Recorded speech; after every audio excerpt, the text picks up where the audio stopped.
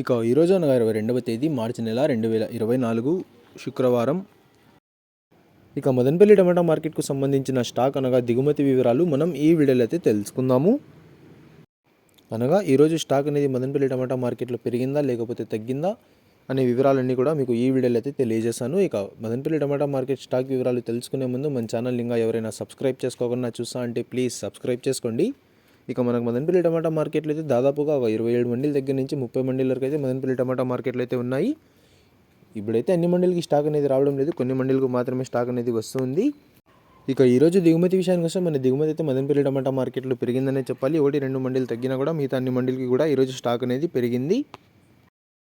ఇక నిన్నైతే యాక్షన్ అంతా పూర్తి అయిపోయే సమయానికి టాప్ అండ్ టాప్ ధర 400 రూపాయల వరకు అయితే వేశారు. మరి చూడాలి ఈరోజు ధరలు అనేవి ఏ విధంగా వెళ్తాయో. ఇక ఇవ్వండి ఇవాళ మదనపల్లి టమాటా మార్కెట్కు సంబంధించిన దిగుమతి యొక్క వివరాలు.